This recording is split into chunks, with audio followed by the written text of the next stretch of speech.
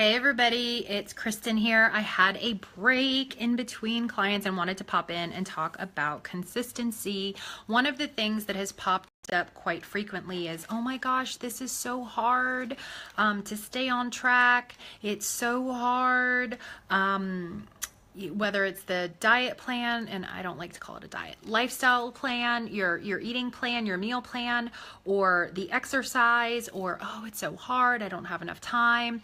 And so I always like to say that we left our excuses in that part of our stomach that either got snipped or in surgery, because that's what these things are, excuses. And this is a lifestyle change.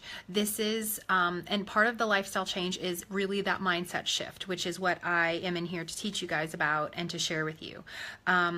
Because there will be days that you struggle. You are human. Let's remember that, okay? There will be days that you struggle. And that's when you need that support mechanism, whether you pop on a blog or whether you talk to an accountability partner, you reach out to someone, a friend, a therapist, a coach, like, you know, it could be somebody in your family, somebody that supports you, where you're like, wow, I'm really having a tough time today.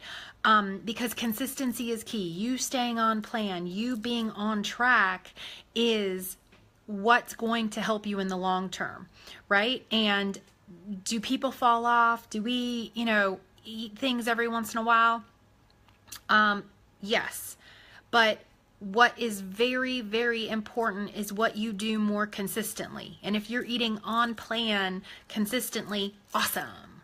Awesome. If you're exercising consistently, awesome. If you're not, then it's time to check what's keeping you from doing it. And it's also important to go back to your why. Why did you do this? Why did you get the surgery? What is your purpose behind this lifestyle change, right? What is your purpose? What is underneath it? Because that is what's really going to drive you to keep going. So a lot of times, and I wrote in an article about motivation, and I know that I have a couple of different ones out there, but one of the best motivators is seeing how far you've come, how far, and so many people look at how far you still have to go, right? So our brains psychologically are gravitating towards the negative. I'll give you an example. Non-bariatric client that I'm working with, she has an assignment. Oops, I don't know if it's going to record. She had an assignment. Somebody tried to call me. She had an assignment in the last week to work on something, and she came back and said, yeah, I did this, but I also did this. So the focus is on, yeah, I did a good thing, but then I also did a bad thing. So it's like sometimes we are focused more on the negative and on the checks and balances. And one of the things that we really need to look at is, wow, look at how far I've come. Look at what I'm achieving. And that's what's important. But if we keep discounting, like, well, yeah, I stayed on plan, but I wasn't really challenged. Or I stayed on plan, but then you're excusing those things. So what it is important to recognize is that you stayed on plan. Period. End of story. End of sentence. Done. That's what's important for you to know. That's what's important for you to focus on. What you have achieved, right? Not the, oh, but then I did this, right? Because that discounts it. That's a separate incident. So this was someone non-bariatric, but it was a food-related thing. Hey, I went to the gym today. I got up and went out. Awesome. And then I got a text about an hour later, but I ate 6 pieces of toast this morning with butter, right? So was that healthy? No. Was that a good choice? No. But she totally discounted the first thing she did, right? So we are not perfect. Getting her to out to go to the gym, huge feat, right? Awesome thing that she did. But sometimes we kind of do this checks and balances of, oh, well, I'm not good because of this, or I did this, or I did that. And I'm not saying focus only on the good, but what I am saying is that if you only focus on, well, I'm bad, or I'm negative, or I'm not doing enough, then your brain over here gets overwhelmed by where you're not. Instead of focusing on where you are, or, okay, I'm taking a step in the right direction. This is what I've done. Now, for this specific client situation, I agree. Eating 6-8 pieces of toast, not something that is healthy. But you've got to look at where you are and where you were before. And going to the gym is a step in the right direction, especially if you weren't taking action before. But again, that frontal cortex of the brain, it's stimulated by negativity far more than it's stimulated by positivity. So your brain will go, oh, I suck, I'm horrible, I've done this, I've done that. Awareness is the mother of change. It's important to be aware of what you're doing and what you're not doing. Absolutely.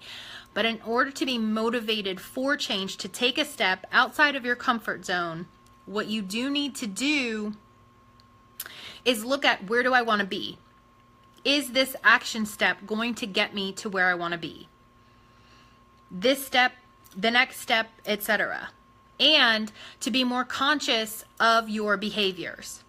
Because if you're on autopilot, then you're going to be eating things that are not healthy for you. You're going to be reaching out for things. And so that's where motivation is, okay, how do I want to feel? What do I want to look like? How is this situation affecting me? So consistency in your behavior is key. And even the small little baby steps in the right direction are going to get you results in the long term, the longer that you're consistent, right? The more often that you're consistent.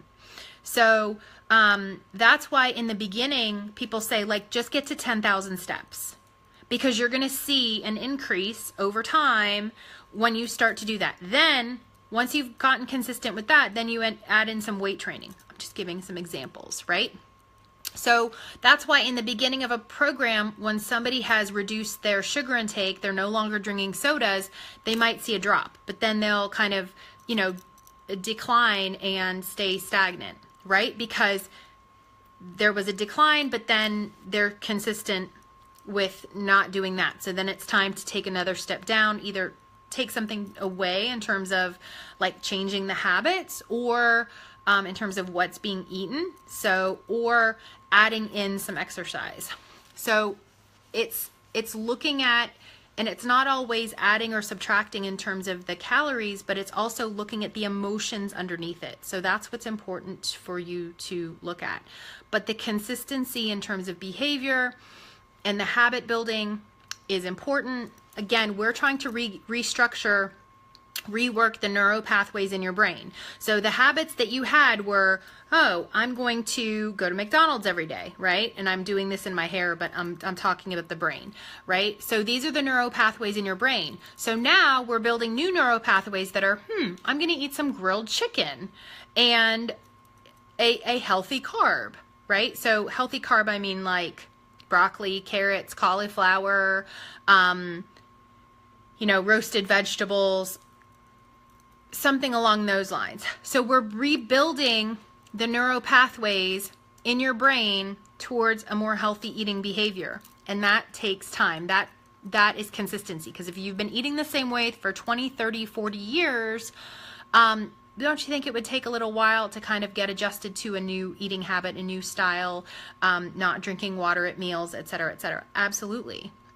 So what I'm trying to teach you guys today is consistency in behavior. And if you're having trouble with consistency in behavior, there could be some things underneath: emotional resistance, the comfort mechanism of the food, and things like that. So it is important that, again, that you practice the awareness and say, ooh, where am I needing some help or assistance here? So I hope that helps you guys today. Wanted to share that with you, sending love and light. Hope you guys are having an amazing Wednesday, and kind of wanted to lift you up. So feel free to comment below and let me know your thoughts. Okay, happy Wednesday. Bye.